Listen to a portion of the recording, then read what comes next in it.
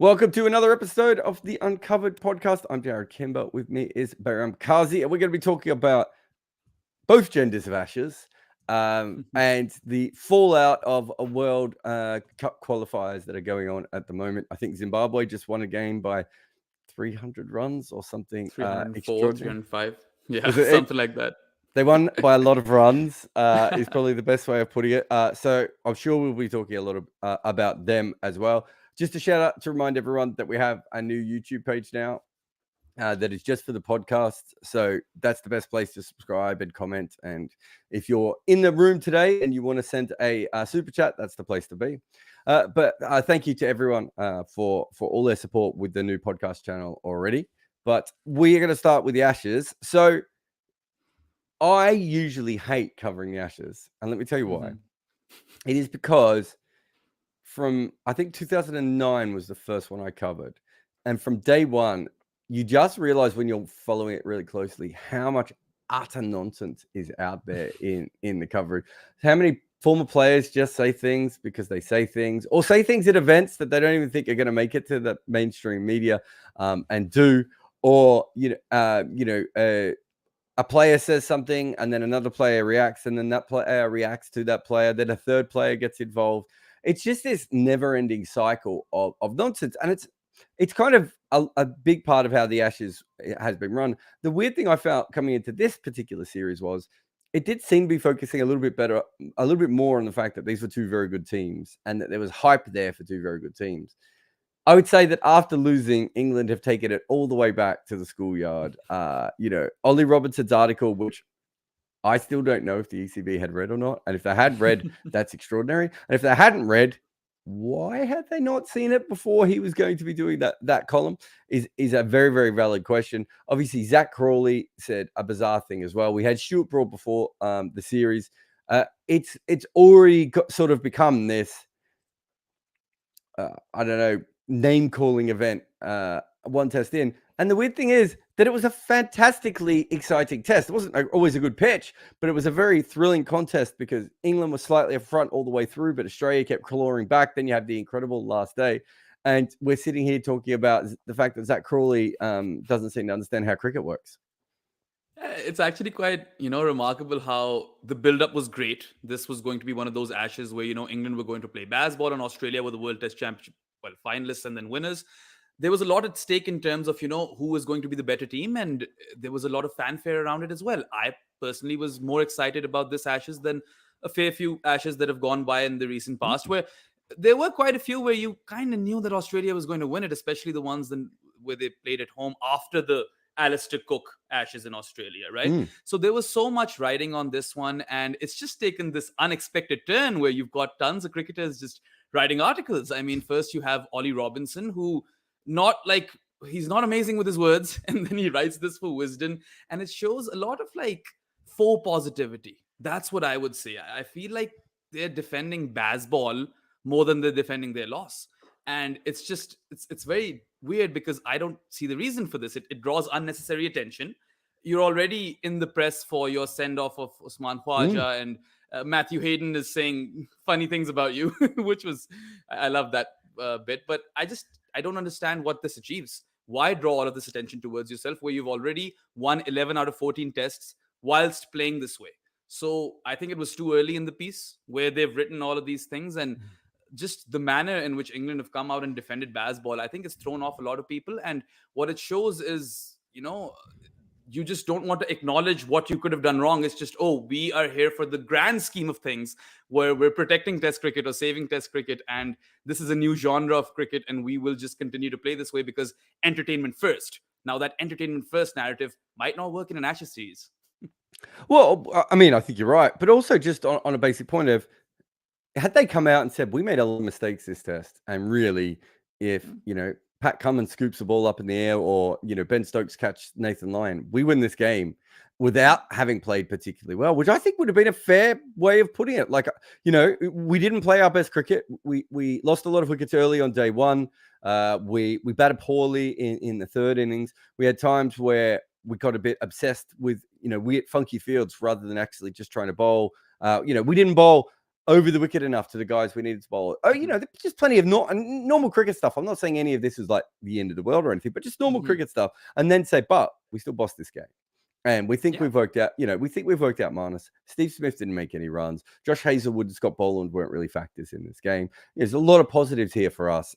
We've lost the game, but we think if we play at this level for the next 4 tests, we think we'll win.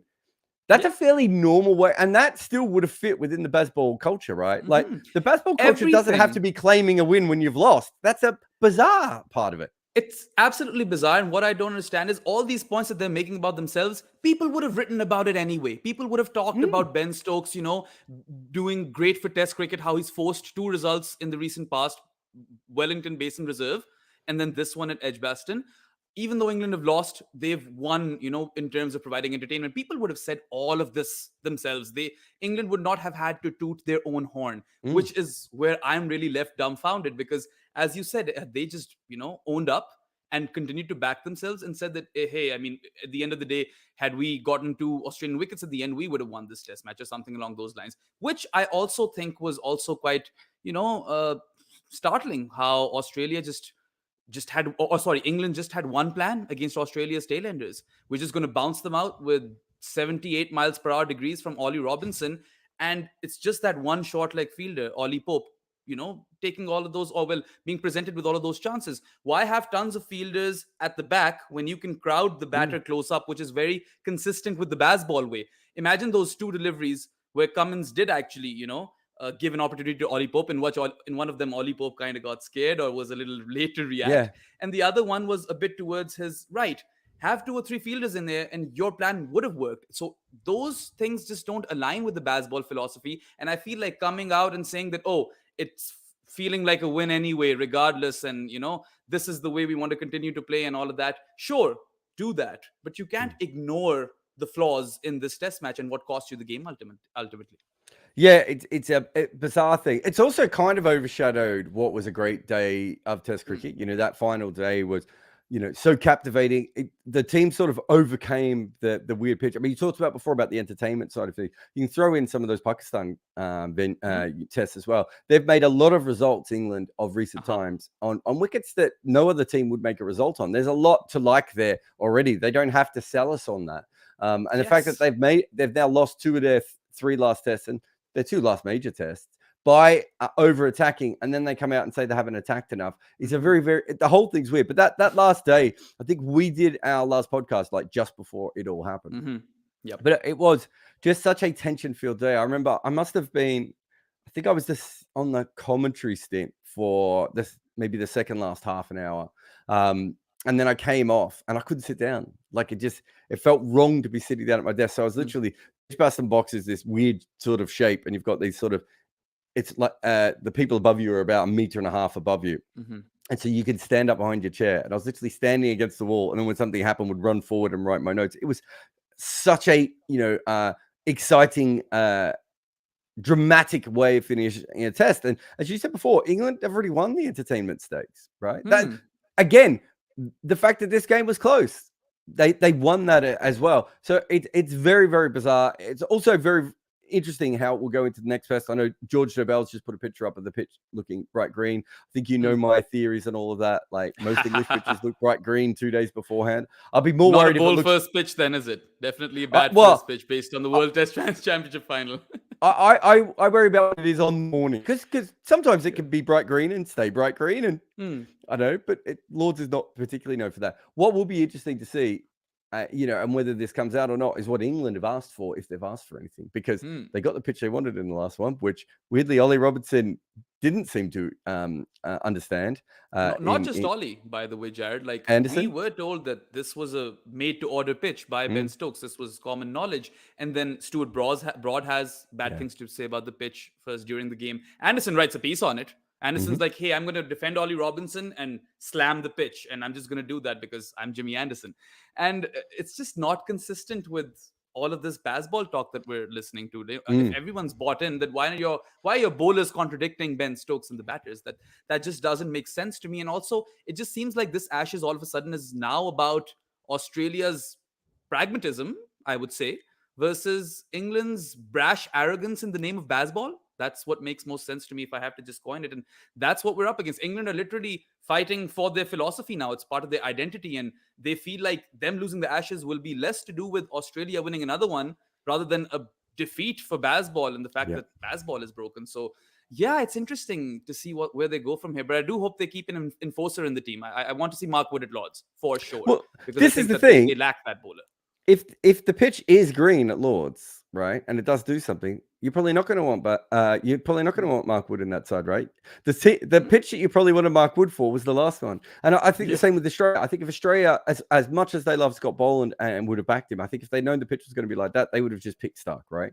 So there's some interesting changes to be made from all that, but the bowling thing I think is absolutely fascinating and everything else. The one thing I would say is I think England ordered a pitch at Edgbaston and then got a far slower version of the same pitch that they wanted, right? So I do think that they were at least assuming there would be some pace on the ball and that you could play your shots a little bit easier.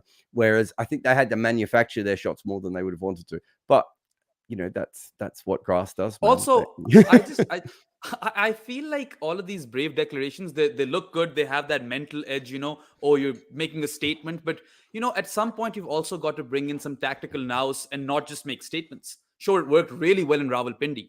And everyone will forever remember Ben Stokes for, you know, chasing giving Pakistan a realistic target, dangling the carrot, as he said in his own words, and then winning that test match. But now you've cost England 2 tests with those declarations. Those runs could have come in handy, or at least would have, I guess, assured that England don't lose the game. But I think that's not what Ben Stokes wants, right? He wants a result. Yeah, I mean, you're right. It's the whole thing's weird. So Will's just put in a comment saying that the behavior of Bazball is now just whatever England does. You know, that they seem to have, it's lost confidence as in, what's the best way? Sorry, he wrote this much better than I've read it. He said, England is increasingly behaving like Bazball is just whatever England does at any political moment. And I think that's the issue at the moment. You know, so Barney Ronay wrote his piece, obviously. And then after that, we have Lawrence Booth's piece about it. And they both come from the 2 different areas. And obviously, I'm far more in the middle because I really understand why Bazball as a cricket tactic works. But I also understand that if you're not, if Brendan McCullum and Ben Stokes aren't sitting there all the time evaluating what they're doing, and also like working out if there is a ways of tweaking it and improving it, if you're just saying what we did was right, we just didn't do enough of it, usually that's probably the wrong way of looking at things. And you know, I know you and I are going to be doing a Footmarks episode and all this as well. So, you know, we'll leave it there. But I do think that, you know, there's a lot of interesting chat around this and where it can go. But I just want to thank a few people in the comments. Inspector Spacetime is in there, and I see AM, and obviously Will is there as well. We're going to have a break. And then after the break, we are changing genders when it comes to the Ashes. You're listening to Uncovered with Jarrod and Behram. If you like what we are making here and you want to know if you can help out, well, you can. On top of asking super chats on our lives, you can also support us through Patreon or buy me a coffee. The more support we can get, the better and more videos we can make. On Patreon, there are plenty of other things we offer too, like a Discord server, the chance to ask questions directly, AMAs, and early versions of our recordings. This channel only exists because people like you help support it. We have to buy equipment, software, pay wages, and my mortgage, I suppose, just to make this stuff happen. And if you don't have any money available to spend, it isn't just your money we want. Shares, likes, retweets, comments, subscriptions, the little bell icon thing, all of it. They help us build and become more professional, make more videos, better videos, all that sort of stuff.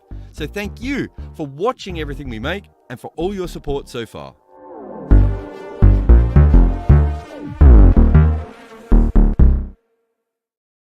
Welcome back to Uncovered. Jarrod Kimber and Behram Kazi here. All right, Women's Ashes. So I watched and listened actually quite a bit of the first couple of days when it was a very, very flat pitch for batting. And then it went all India 1997 style pitch where it's just like you can make as many runs as you can in the first innings, because the second innings is going to completely fall apart. Obviously, some very good spinners. Yeah, Sophie Ecclestone is probably the best women's spinner I've ever seen, I think.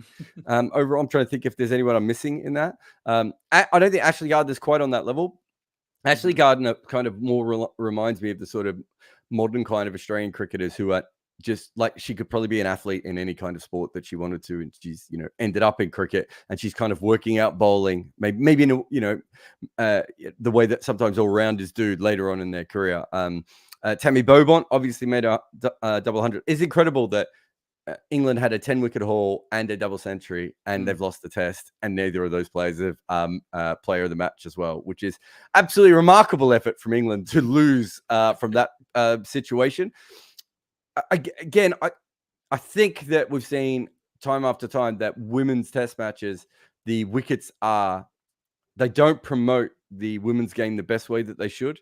And I think it's just because there isn't enough women's first class cricket, or there isn't women's first class cricket, but there isn't enough women's red ball cricket. There isn't enough 4 and 5 day women's red ball cricket. And I think the pitches need to be quite different than they do for the men. But having said that, you got a result in this particular game, and probably the better team wins. And we saw some incredible cricket all the way through. So this is probably, I don't know how you felt, but at times, you look at some of the athletes that are out there, it's just a whole different generation of women's cricket from an athletic point of view. Whereas women's cricket was very skill dependent even recently. And now, you look at some of these fast bowlers and you're just like, well, these are proper athletes.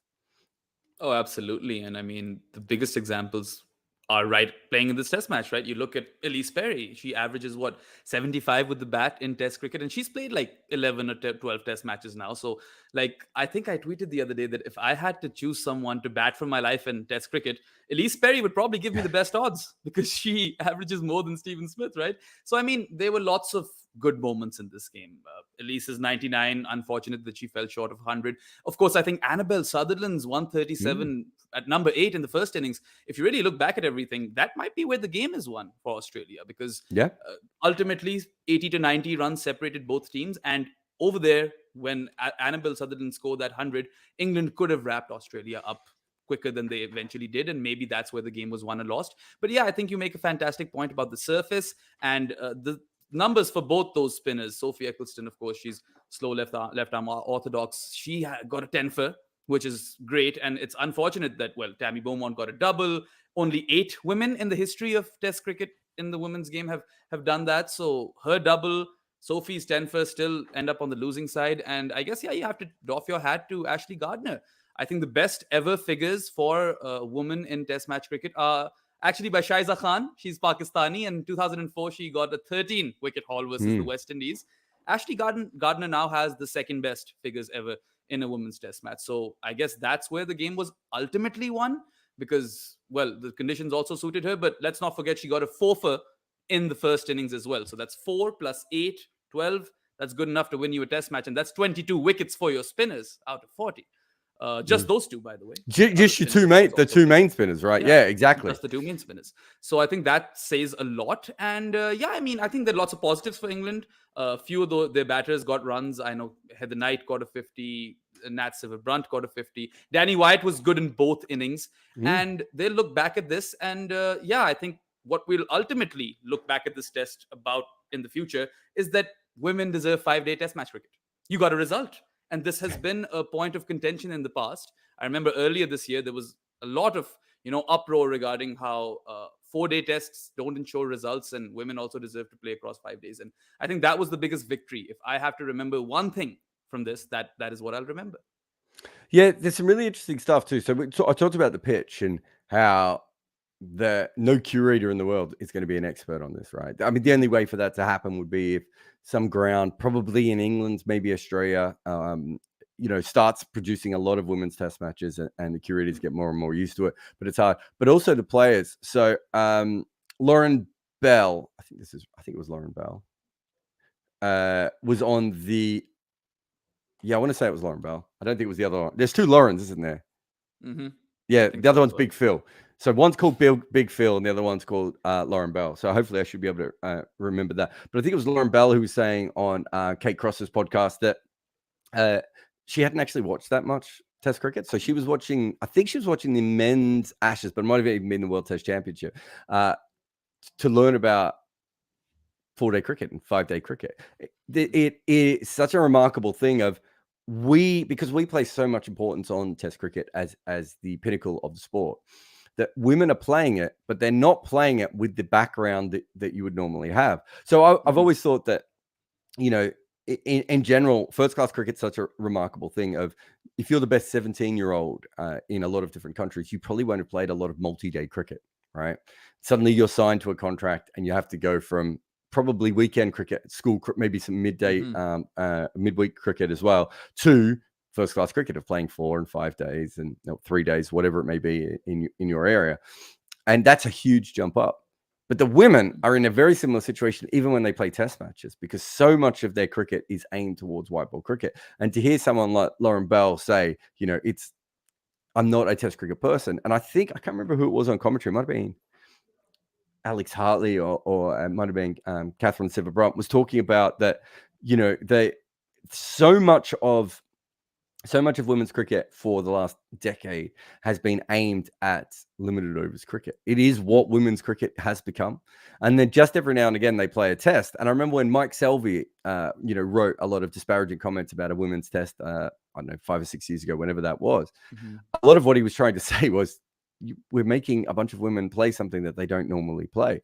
And, you know, he may not have written it the best way, and he may have made some errors in that piece as well. But his basic point actually makes a lot of sense. And, you know, you saw it at times in this test match where you were like, it was less so, as you said, some of the better players, although it's hilarious that you talk about Elise Perry, she's played 11 or 12 test matches, but you have, and that we're considering as a good sample size in test cricket for women's cricket, right? We're saying 10 and 11 test matches. Yeah, that's a good number.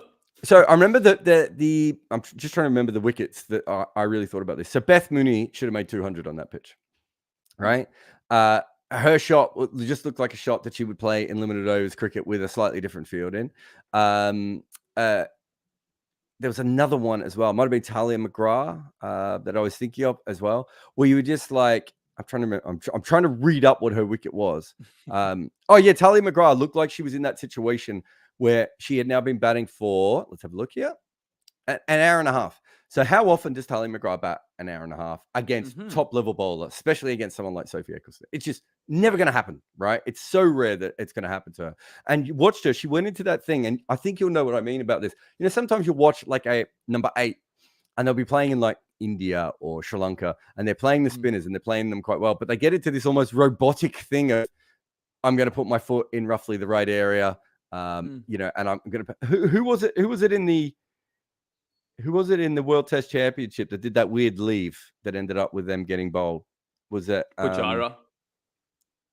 Was it Pujara? Or it was Gill and Pujara for India. No. Against spinners. I think it was an Aussie who did like a half leave. Cameron Green. Cameron Green. So I was watching Talia McGrath and I was thinking about Cameron Green, where if you are completely, if you've been playing this for 7 or 8 years, you very rarely play those half shots. Whereas you start to play a spinner after a while and you almost get hypnotized into just putting your foot into the wrong spot. And I was watching both of them, and obviously Cameron Green, new to the sport, just coming through. And Talia McGrath, I just want to see. So she has now played 4 test matches, right? Now she's played a little bit more red ball cricket before that. But when you watch the wicket that Ecclestone got to, I think the commentator said it was a spectacular wicket. I think it pitches middle and leg and hits the top of off, but it didn't fizz. Like Sophie Ecclestone bowled way better balls in this game than that particular one. But it's that sort of thing of like, you get into a bit of a groove. And if you aren't used to batting beyond, an hour or 2 hours or 3 hours, that's the sort of stuff that the women cricketers, I think they find really, really tough. And there were times in this game where this is going to sound ridiculous, but I actually thought, considering the pitch, and outside of Gardner and Ecclestone, I actually thought that both teams should have scored like 600, right? Like based on the conditions and how talented the batting lineups are. I mean, where does like Australia's batting goes almost all the way down, right? Alyssa Healy comes in at 7-8, something like that. Like she comes really, really low, or at least she did in the second innings. Yeah, and Kim Garth. What I just want to have a quick look at her batting record, right? So her batting record is, she averages 23 in T20 international. So some of that would be from Ireland and would be put up. But what's she batting at 10 in this side? Like there's a lot of batting on offer in this particular one. But yeah, I just thought that's the biggest problem for me with women's test cricket is it's not that there aren't women who are the right kind of athletes, the right kind of cricketers, right kind of skills, anything like that. It's just like sometimes you're watching it and you're just going, you don't know how to do this because last week you had to turn on the TV and watch a test match to get some tips, right? That's not this. There's, that's not the same. And that does happen in the men's game sometimes. As I said, Cameron Green might be a good example of someone coming through like that. But I remember talking to Nicholas Pooran and saying to him, how did you learn how to play one-day cricket? And during the 2019 World Cup, and him just going, by playing in this World Cup. And you could see some of the innings where he had made mistakes because he wasn't used to pushing forward in the, he'd already faced 60 balls. That's more balls he's ever going to face in a T20 game, right? And he didn't know what to do in that next phase. So I think for me, that was one of the more interesting things. So you got any other thoughts on this game? Yeah, I think just to add to that, I suppose where you're coming from is that Test cricket is where skill meets endurance. And whilst the female cricketers are now both athletic and very, very skillful, I think that endurance bit is just something that you have to develop muscle memory for. And the more you're exposed to it, the more red ball cricket they play, the more they understand the sport itself and how to push on for bigger scores. And I guess maybe all those girls can sit down and have a word with Tammy Beaumont because she certainly seems to have that bit ironed out. But here's the interesting part, right? Test cricket in the women's sphere is not a common occurrence. It is a very, very special occasion if women are playing tests. And barring like the top 4 to 5 nations, you don't really see them play test cricket at all. Now you're headed into a future where franchise leagues are going to be paying women a lot of money. So how are you promoting test cricket for women? I don't see that sort of effort being done because, if you're a Pakistani girl, if you get to play the Fairbreak International and earn decent amount of money, would you aspire to play a test match ever for Pakistan? And mind you, Pakistan haven't played like a test match or have played 3 in 19 years and something like that, right? So it's just, I don't see it as a sport for all. It's just at the very top level. And even over there, players like Elise Perry have played 10 to 11 test matches, and we're talking about one of the very best in the world. So whilst I'm all for it, all for 5-day cricket as well for women and in test cricket, I don't see it surviving like test cricket for men, for example, in the future. Well, the thing is that you're right. At the moment, it's a game for a few people. But the other problem is that what is the point of having test cricket if you don't have a robust first-class system anyway, right? Yep. So the point of men's test cricket is that it is the pinnacle of the sport, right? That, even as IPL leagues take over and, foreign leagues take over and all these different things start to happen, in random places in the world and Saudi Arabia and the USA and I know the Japan Premier League when that starts up, right? Even as it happens, first-class cricket is still the basis of men's cricket. And it is not the basis of women's cricket. And so, as you said, Tammy Beaumont, she played another, she played an innings where it looked like she could have just batted for as long as she wanted to, realistically, until I think Will might have said in the comments there that, that there's certainly an issue when with the way that she batted with the tail at times and everything else, but she could have batted as long as she wanted to. And there are going to be people who naturally have that skill. Mitali Raj was probably born, averaging 50 in first class cricket, right? That's not, there are people like that, but a lot of people aren't like that. But the point is that the pinnacle of women's cricket is really white ball cricket. It's what they spend all their time preparing for. It's what they get paid for, as you said. It's quite often how they get their contracts now and all those sorts of things. And so then we say, no, test cricket is the pinnacle, but it isn't for the women's game. And these are two very, very talented teams. And I thought England did very well to push Australia as far as they did. And obviously Australia's ridiculous the way that team sets up. But on a very honest level, like you are not looking, I'm not sure I watched that and thought it was a better standard of cricket than, I saw in the last World Cup final, right? And the difference is that those players know every single part of their role and what they are doing. And this is not that. It's very talented players playing in something that they haven't done a lot of. So I do think from that perspective, it's a really interesting philosophical argument of how you could say that test cricket is the pinnacle for women if you're not putting any of the building blocks around that. And they're not going to, right? As you just said, fair break, Saudi Arabia Women's League. Actually, that's probably pretty unlikely. American Women's League. Whatever, the Japan Women's League, whatever it may be, right? More money will come into various leagues around the world. So how is it ever going to be a situation where you think it is the pinnacle of the sport? And so from that perspective, I find it really, really interesting.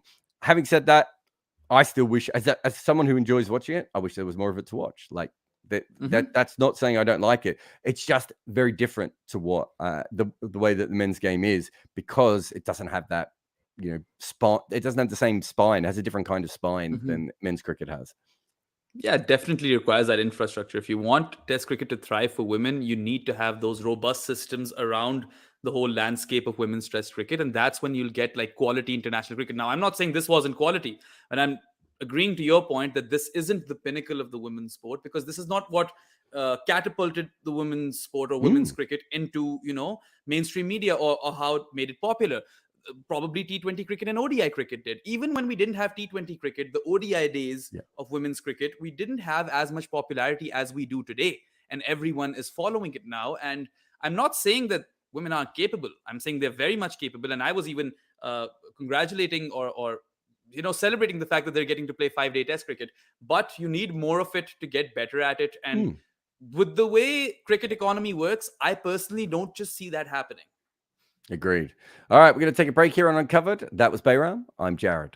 Let me tell you a story. When I was a kid, people would ask my dad if he wanted me to be Viv Richards. And he always said no, he wanted me to be Boycott, because apparently he liked boring things. But anyway, it turned out I could be neither. But thanks to Bodyline t-shirts, I can wear clothes showing both players. The Boycott stick of rhubarb is one of my favorite t-shirts. I really like the design. And it's not the only one I love. There's also a WG Grace one where he's in a pedalo, which is a part of my everyday wardrobe now. But there are heaps of other cool shirts on this site, and you can search for them by nations or type, and they seem to add to them all the time. I'm a big fan of the Court Marsh Bold Lily in the Australian collection, and there's also a lovely Morning Everyone in honour of Richie Benaud's great greeting. The English area has the Fast Leg Theory shirt, which I think is a ripper. There's a couple of great West Indian ones I love, including this simple Viv Richards design, and a couple of Kapil Dev t-shirts in the Indian section that I simply must have.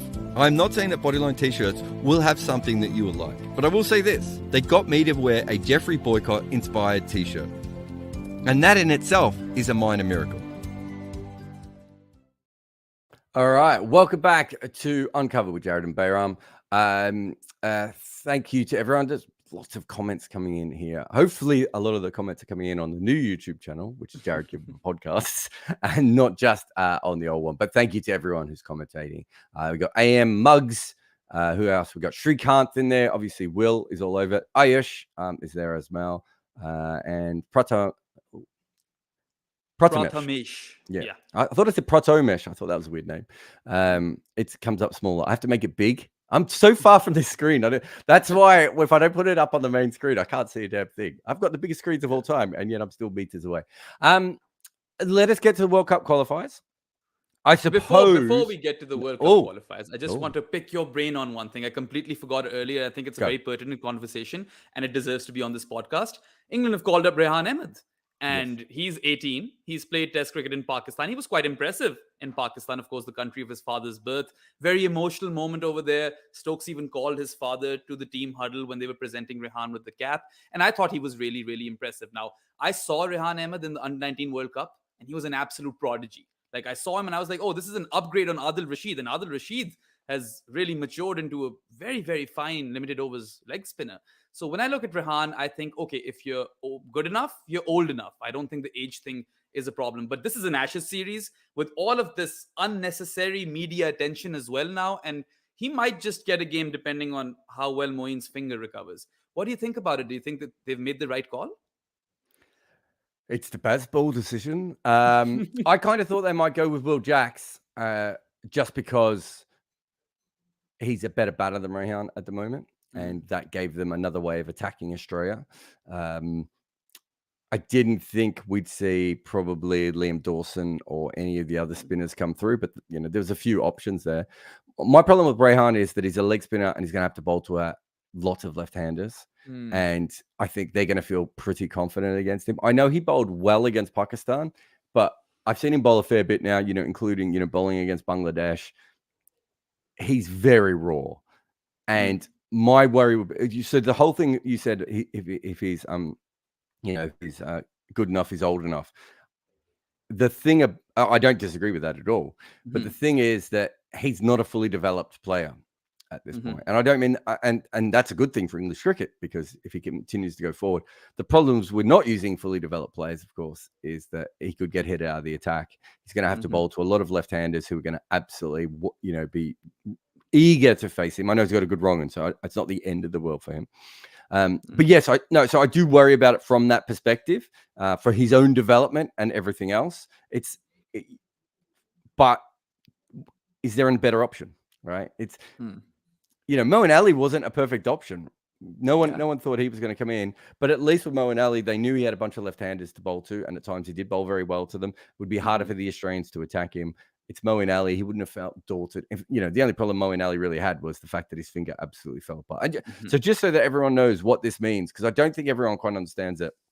Let me just get a ball for 1 second. I had one over here somewhere as well. So when you were bowling spin, it's not old indoor cricket ball, but when you're bowling spin, the seam obviously is quite pronounced, especially in England, and you're bowling it regularly. Most people who spin the ball properly and bowl a lot of cricket eventually open up a callus somewhere on their finger. Depending on where their finger goes, it can be anywhere sort of from the knuckle all the way up, sometimes slightly in front, sometimes slightly to the back. This is a really common thing. If you meet spinners and you shake their hands, they quite often have this. And if the best way of explaining it is if you've ever played the guitar, and the end of your well, when you play guitar, the end of your fingers get really hard. And it's exactly the same thing with spin, but then because these guys are ripping the ball so much, eventually their skin rips open. That makes sense. Managing that is a big part of being a professional spin bowler. So my favorite story is Bryce McGain, who basically never had to really worry about that his whole life because he just played on the weekends. Suddenly becomes a professional cricketer, and by the end of his first full season with Victoria, his fingers almost not there anymore. It's almost dripping off, right? And this is a thing that happens a lot. It happens to young spinners as well. So sometimes you'll see a young spinner early in the season will take a lot of wickets, and the back half of the first class season they can't take any wickets. It's because their finger is in pain. They don't know how to bowl with it in pain, and most importantly, they don't know how to harden the skin. You will, of course, I've done videos about this before, Behram, and you'll love this. That it's always been thought of in cricket that urine hardens your skin. And so the spin bowlers dip their hands in. In fact, I was talking to someone the other day, and they were telling me that they'd done it as well. And I had to tell them. I wonder how Moeen feels about that. Well, I mean, I never heard of Moeen doing it, to be fair, but I certainly heard of quite a few others. I should Swanee tell did it, right? Graham Swan. Well, Swanee was once said to have done it, and then he said he never did. But I think he did do it. But feel free to come on the podcast and disagree with me, Swanee. But the point is that it doesn't work. And the urine does not, in fact, harden your skin. But they do use a lot of different things. And I think it was Tim May, because he was a bit like Moeen. He really ripped the ball, and so his finger would fall apart. He actually had something that he put on his finger in between games to harden the skin.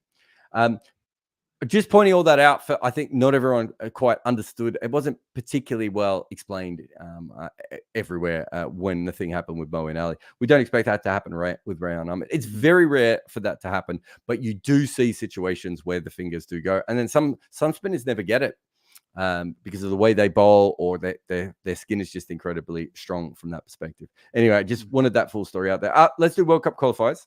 All right. So, sir. Shall we start with Ireland? I think that's the most important one. Obviously, there's still a couple of storylines to go with Zimbabwe playing so well. Sri Lanka, I think, is still unbeaten. Scotland are unbeaten as well. There's certainly going to be a bit of a race for those top two positions. But the team we know who is not going there is Ireland. From a financial point of view, they've already got I'm pretty sure I'm right in saying this, that they were given a loan by the ICC, which they will now not be able to pay back, I would assume, because I think they were getting that loan in order to give themselves enough money for when they got to the next World Cup that they would get money back. So they're now in a lot of strife financially. But I think the bigger thing from a cricket point of view is that one-day cricket was kind of their thing. It's not only how we all got to know them, which obviously was very, very important in the first place, but also of recent times, beating South Africa at home, beating the West Indies in a series over there. They played a lot of good cricket. They should have already qualified for the World Cup before now. And instead they've got there. And this is, I would say, out of the last three tournaments, they've had two absolute shockers. So they had a shocker in the UAE for the World T20. They then played very well in Australia, and we all got excited again. And now they've gone and had another shocker. there's a lot of questions to be asked about Irish cricket. We know that, did the podcast with Nathan where he basically talked about the fact that they shouldn't have played that test match. They're going to hear more and more about that test match that they weren't particularly competitive in. But yes, I do think so. From that perspective, it is huge for Ireland cricket not to go through. And from what I've seen, they haven't really played very good cricket in this tournament. Absolutely not. I would say it's absolutely shambolic the way they've gone out. I know we were talking about this quite a few podcasts back when we were discussing the Irish test match against England. And I actually made that point that they've had quite a bit of success in limited overs cricket and ODI cricket in particular. You mentioned those wins versus South Africa and the West Indies. Those are big. And generally, you saw Irish cricket's limited overs trajectory on the rise. You'd see them take teams deep, push hard. You've had some great young talents come into that team, right? You've got Josh Little, Harry Tector, Lorcan Tucker. All of these guys seem to mean business. Curtis Camphor is another one. He wasn't in the first game. He wasn't even in the first game. And then he came back and slammed a ton. He scored, 120? So, I mean, crazy. Yeah. He rescued Ireland as well in that game. I think George Dockrell performing with the bat was actually a positive because they could have used his spin as well in India. But it never came to that because they lost, 3-3? Is it Ireland? That's, I think, what it was. And it's just really sad to see a team. 2007 is when they first made it to the World Cup and then instantly defeated Pakistan and made it to the next round. So that's always going to be part of Irish cricket folklore. But then ever since, we saw them dip a bit and then come back strong. And this was young talent that was pushing Ireland forward. And I actually thought that they might be one of those 3-4 teams right at the end who would be pushing for that qualification spot.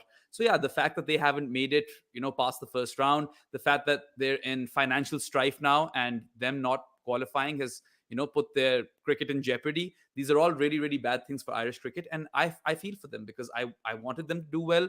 I wanted Irish cricket to propel. And I guess in the larger scheme of things, you'd have to question whether this is a good move or not by the ICC to just have 10 teams in a World Cup, because you don't want these sort of nations to miss out and, these cricketers to probably opt for some other country or first class cricket and just give up on their international careers. Because already, we've seen that a fair few players haven't been able to participate in the World Cup qualifiers because of their first class commitments.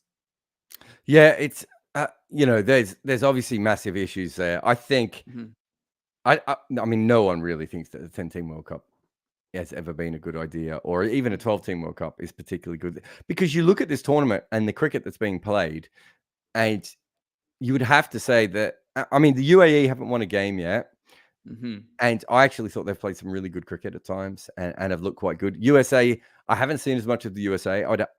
Assuming on the results that they're probably not quite at that level, but they lost by 30 runs against the West Indies. They had a guy bat in their middle order make 100 for them. Also lost a bowler. The USA lost a bowler. He got called out for so let me just faulty action. So I just want to, this is a huge bugbear I have, and I've seen some people blame the USA and the USA bowling coaches a lot, and I understand that. If you have a bowler with a questionable action, then there is a part of the team that should be involved with this. But what happens every time we go to these World Cup qualifiers is some team is propped up by one player who probably has a slightly dodgy action, of which many umpires have seen before. They've been in other all the way through. There's plenty of footage of them. The ICC have put some of these games up on their TV channel, right? All of these things, and then suddenly they get to the qualifier and all these guys get called. You shouldn't be getting called at the qualifier. You should be getting called well before the qualifier. And it does annoy me that keeps happening. But yes, but the point is, I think if you have a look at the moment, Zimbabwe played exceptionally. So they're obviously brilliant. Netherlands, I thought have played good. I'm not sure about the Netherlands bowling attack. They might just beat the West Indies right now as we speak, because I was about to say, what's the score? Balls. You're right. They need, so 34-14. So a bit of an, we'll tell you by the end of the podcast whether that has happened or not. But they've played, I think their batting is really good. They don't have the ability to keep anyone down when they're bowling, which is why, West Indies made 374 against them. And I think Zimbabwe might have made 500 against them if they'd had their full 50 overs. And we've seen that before. We saw England almost make 500 against them as well. So they've played well. West Indies not playing well for a full member nation, but certainly playing some good cricket. Sri Lanka have done pretty well so far. Scotland have played pretty well considering it's not their major team. Oman and UAE have played some good cricket. Ireland, obviously not a bad team. there's a lot of talent there, is my point. And I don't think there's any reason really to be limiting those. And I'm not sure how global cricket is helped by good teams not making World Cups. I think global cricket is helped by having a really good, rigorous qualification tournament. I love that we're having this, but I don't think it should be in a situation of which that we're only doing that, and no one's, I don't know what the viewing figures are, but they won't be massive.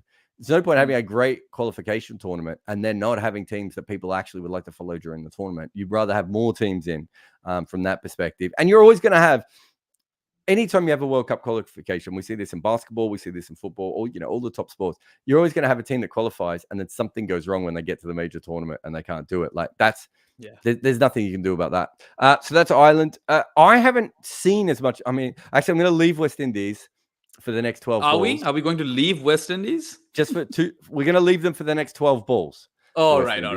Just to see, because obviously it could be the biggest story of all time if Netherlands chase we could talk a bit about Zimbabwe. Of course, that's a really I want to fun talk about Scotland a little bit as well. Scotland is interesting. I don't know if you read Usman Samiuddin's piece today about the racism stuff. One thing that I don't think is as well known is, like, Island cricket is a really small organization, right? And Island cricket is like quintuple the size of Scottish cricket when it comes to professionalism, organizing money, staff, and all those sorts of things. And so we really learn about that in, through Usman's article. There's a lot of good details there. And obviously someone who worked for Scottish cricket, I could give you 100 more details of, they had a guy called Smudge, their former wicketkeeper, who when I was with the team, he had 4 separate jobs, like that all should have been full-time jobs for anyone else.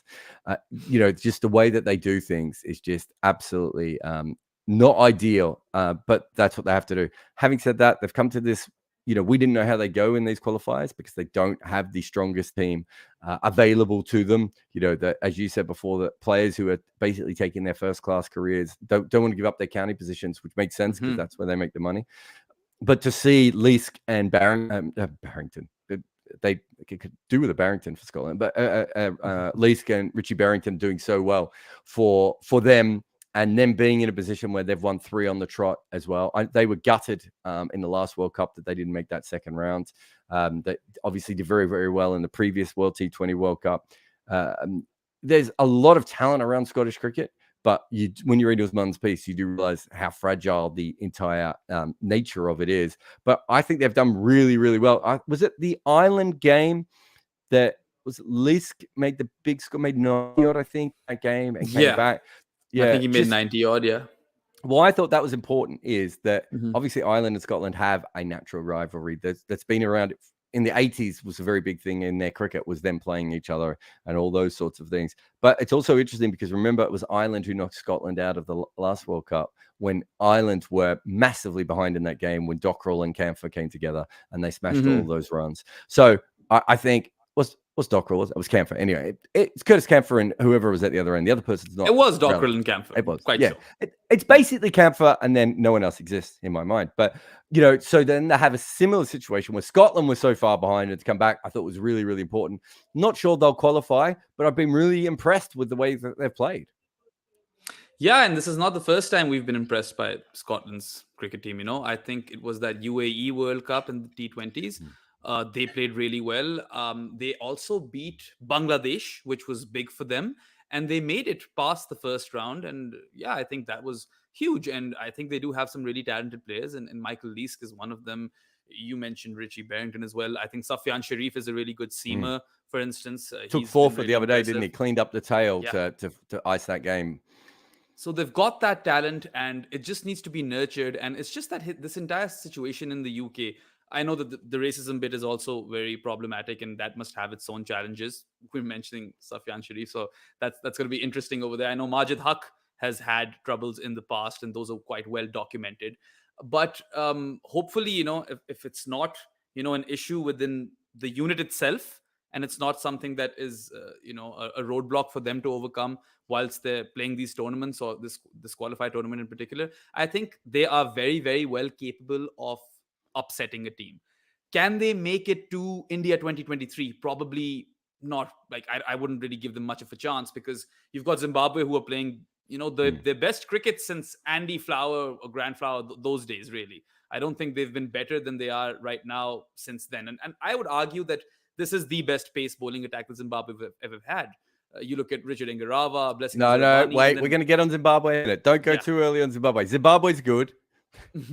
But Scotland, I think they just lack that X factor to go consistently beat all of these teams. Like you've got West Indies, Sri Lanka, Zimbabwe, and I don't think they have it in them to usurp those guys. But other than that, I think barring the issues that you mentioned, I think Scottish cricket has done well over the past few years.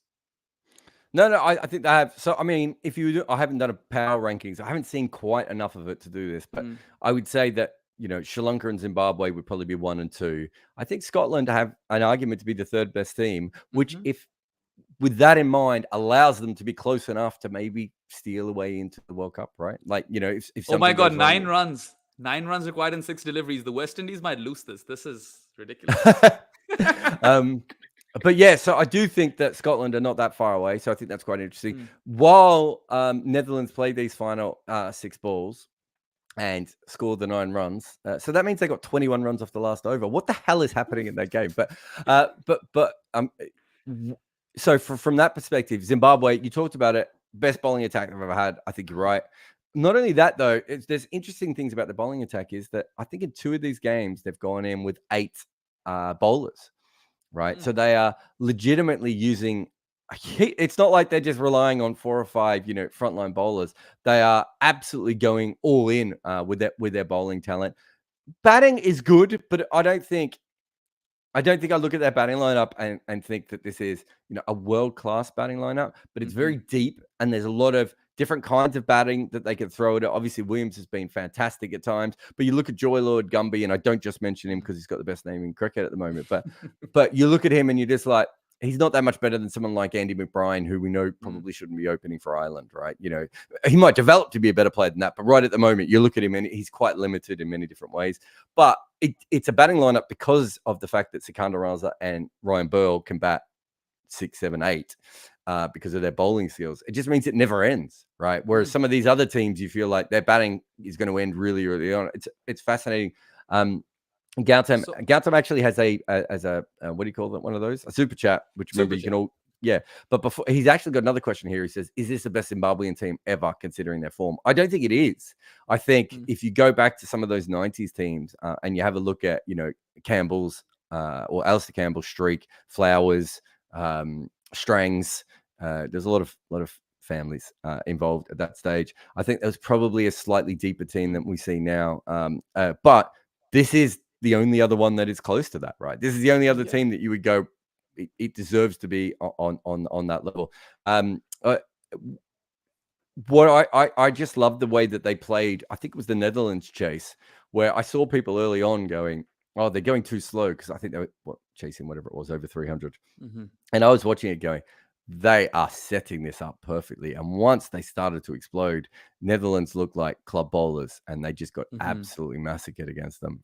Anything on Zimbabwe? Yeah, I mean, I think you've mentioned quite a lot of it, but I would actually disagree in the sense that I think their team composition is quite good. Now, sure, Joy Lord Gumby, Lord of all happiness in that team, and one of the best names in cricket, of course. He might not have the best strike rate, but he's getting consistent runs, and he can bat. He can bat. And he keeps wicket as well, right? So he's adding more utility over there. And what it does is it allows some of the more experienced guys to come in when the game is at a more critical juncture. Now you have Sean, I always mix these two up, Craig Irvine and Sean Williams. Yeah, they just look always so similar to me. You've got those guys who have tons of experience and who we know can do the job with the bat. And then you've got Sikandar Raza Butt, who is arguably one of the hottest commodities in limited overs cricket currently in the world. He, in the last 24, well, not 24 months, but since the start of 2022, he's got 11 man of the match awards, which is the most by any cricketer in this period. And you've seen him do it with both bat and ball and in the field. He is one of those three-dimensional cricketers. Sure, he's a much better batter than he is a bowler, but he provides you another option, and he's a live wire in the field, and he lifts everyone up. I think he is a very crucial cog in the Zimbabwean team. And when you have enough of those guys performing, or like 3 or 4 of those guys performing up top, I think they have that pace bowling attack to rattle the opposition. Now, Engarava and Blessing Muzarabani, I rank very, very highly. I think that had they been bowlers of any other country, we would have just talked about them more. But Tendai Chatara is someone who's been around for a while. This guy has a lot of experience. He's played the 2015 World Cup, and not a lot of those players in the Zimbabwe unit have. Right? Sikandar Raza Butt has the Sean Irvine and not Sean Irvine, Craig Irvine and Sean Williams have. And I think they have the experience to definitely make it past this qualifier round. I know they were devastated when they failed 4 years ago or 5 years ago in the 2018 one. Yeah. But I think that Zimbabwe mean business. And I would say that, we might just end up calling this Zimbabwe's best ever unit. I think that might be on the cards. We're not there yet, but it's very much a possibility. I don't think Joy Lord Gumby or Innocent Kea or Luke Jongwe are anywhere near the levels of players that Zimbabwe have had before. And I think Neil Johnson was a really good one back in the day, wasn't it? Yeah, they had so many good players back in the old days. And I think that this current crop, their top players are fantastic. And once you have a good bowling lineup like that, right, they have two things that any cricket team in the world would die for. Like much better teams would die for the positional flexibility. As I said, they could bat Raza at 7 and Ryan Burl at 8 if they wanted to, or they could bat Raza at 5 and Burl at 6, which I think they might have done in the last game. I mean, Wesley Madhavira is batting at number 3, and he's not generally a top order player. Well, that's what I mean. So their top order is a bit like Ireland, or in fact, it's not even as strong as Ireland's, but it's a little bit where you go, I'm not sure this is a top team, but it's a fantastic choice being because they have the bowling that they can be more flexible, but they've also got this new spirit under Dave Houghton to be as aggressive as possible. But let's have a look at the other game. Netherlands now need 3 runs and 2 balls, and Dutt was out. Alzari Joseph got his 100th wicket, according to Cricket Info as well. And so it's Logan Van Beek who's done the damage. I love Logan Van Beek because he's he tries really, really hard in cricket. And for those who don't remember, he's the reason England didn't pass 500 in that ODI against the Netherlands. He bowled a fantastic 49th over where I think he went for about 7 runs there. So, he should be back on strike, I would assume. So they've got a huge chance of winning that at the moment with him out there as well. But yeah, so from that point of view, I'm not sure that Zimbabwe is every facet of their cricket makes them a top team, which we have seen from them at times before. However, when you break it down and you see the things that they can do, and just to go back, you talked about all the great bowling options they have, right? They also have Brandon Mavuta, who hasn't played as much of recent times, who I think is a fantastic bowler as well, the leg spinner. But you look at all these fantastic bowling options, and yet you go to their team cards, and they're bowling 7 and 8 bowlers. And why are they bowling so many bowlers? That is because of this flexibility they have within their team, which means that when you're captaining them, you actually have the choice in any situation to pick the best option rather than just anything else. Scores the level. They need 1 off 1 ball. And we're going to finish the podcast with this as well, which, of course, to most people listening to it on the actual podcast will be nothing at all. But yeah, so scores are tied 374 apiece. Netherlands need 1 run off 1 ball. Logan Van Beek is on strike. So this is very much. He's got 28 off 13 with 3 4s and a 6. That stolen by the way. Which I think went through to the wicketkeeper on the 4th ball, the over. Probably is going to be the difference between the two there. But look, whether West Indies win or lose, right? This is. I saw George Dobell say how sad it is, and I get it. I don't want to take away anyone's sadness. If you're over the age of 35 specifically, and you have grown up watching the West Indies, and they maybe were your second favorite team, or even your favorite team, even if you went from the West Indies, I think you're allowed to be sad if they miss this World Cup. But you also have to be very honest that this is how sports works, right? They are going up against a depleted Netherlands side here in a must-win game for them, and we've got that they've allowed the Netherlands to score exactly as many runs as they have, right, in this game. But whatever happens from here, they've allowed them to score exactly as many runs. The West Indies should never be in this situation, and West Indies cricket needs to know that going ahead. And having that near miss against Scotland in 2018 obviously didn't do the damage. If they don't make this World Cup, it could very much do the damage. I mean, they have nothing but themselves, or no Oh, one he's but out. themselves It's a to blame for tie. this. Oh, he's out. It's a tie. Does it remain a tie, or are we headed towards a super over? We probably headed towards a super over now. Court hold up, old Joseph. Absolutely. This is for those. There are a lot of young people now who are completely used to watching everything on streams and everything else.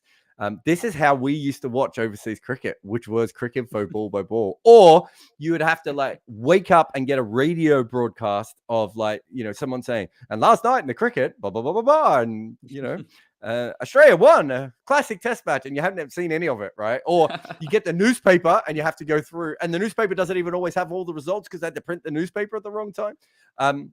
Fantastically interesting there. Tie game. Let's finish off this podcast because otherwise we'll be here for the rest of our lives, Behram. And we'll just go to Gautam's question, which says Ashwin will play in center if Hardik plays Test as the fourth player and Jadeja plays as the second spinner. At home, they play the extra batter with 3 spinners, 1 pacer, and Hardik. Akshar bats at 10. Too unrealistic. Look, I just think he's the best bowler around. And I think when it comes to Ashwin in that situation, he's so fantastic. And he's certainly a player that you want to be able to put into your side. I know, you and I have talked before about the fact that, Jadeja could play as a batter in some situations. Without a wicketkeeper, that makes it a little bit trickier. But if Hardik plays, then Hardik plays the Shardul Thakur role, right? He bowls the 10 or 15 overs when they need it.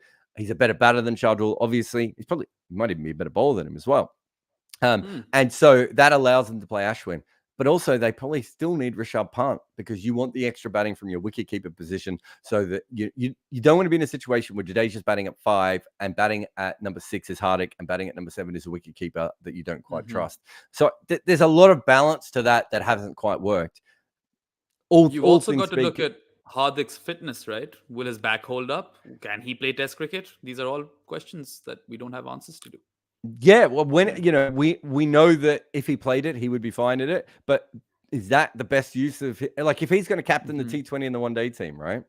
In the next couple of years, and he becomes that guy, do you also want to invest in him being your all-rounder? It's a very, very interesting situation. The whole Indian thing of having the 2 best spinners in the world, them both being able to bat and them not being able to fit them into every batting into every lineup, is such a remarkably odd situation because they should be living in the dream, and instead it seems like they always get it wrong. No, if they pick him, they get it wrong. If they don't pick him, they get it wrong.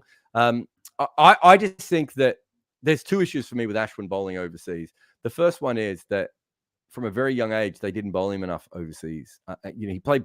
I thought he bowled brilliantly in Australia one summer. It was at 10, 11, I think.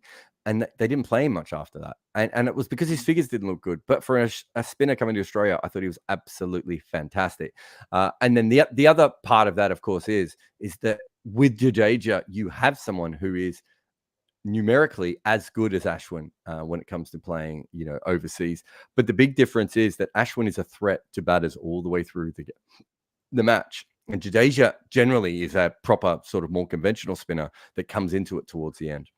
Anyway, I think we'll finish Uncovered there because we still have another. We're going to be going and doing footmarks in a minute as well. But thank you to everyone in the comments. It is a super over. We can't take you to the super over, everyone. You're on your own for the super over. We did the weirdest commentary that anyone's ever done on this sort of stuff as well. Thank you to Gautam for his comment. Thank you to Behram. You can find him on Twitter at DefMango, or if you want, he is over at Grassroots Cricket, or he's here all the time as well. Obviously, you can find me absolutely everywhere. Please support us by following our new Jarrod Kimber podcast YouTube channel on YouTube. Even if you still want to come over to the other group from now for the next couple of months, that's fine. But subscribe to the other one because eventually all of these shows will only be over there. But thank you, and we'll talk to you again very, very soon. But this has been Uncovered with Jarrod Kimber and Behram Kazi. A few years ago, I had a panic attack after ESPN Cricinfo made me their global writer. I'd earned that position, but I also felt like a fraud at the time because I didn't really understand how I wrote. I understand that there was a process and gears and different styles and things, but how it all came together felt a little bit random. And so I began to panic like a golfer with a natural swing, worried one day I'd just end up with the yips. And would my career be over? So I took my writing apart piece by piece until I understood it. And then I figured out I could teach others all the mistakes I had learned. So I started an online course where I tried to make it as cheap as possible so people like me would be able to afford it. It's called Fans with Laptops, and heaps of people from around the world have used it so far, from first-time writers all the way through to professionals trying to improve. I started with a simple plan to make each writer the best they could be, and from the feedback I've received over the years, it seems like the course does that. But after COVID, my career changed. I came to YouTube, started podcasts, wrote emails, and formed a new career on my own going forward. So I now had something else to offer, the multimedia side of things, social media and everything else. Not to mention that I was building everything up as an independent. And so I added all of that to my course. So if you have ever wanted to work in sports as a writer or podcaster or making videos or anything else, Fans with Laptops is the place to start. If you think you qualify as a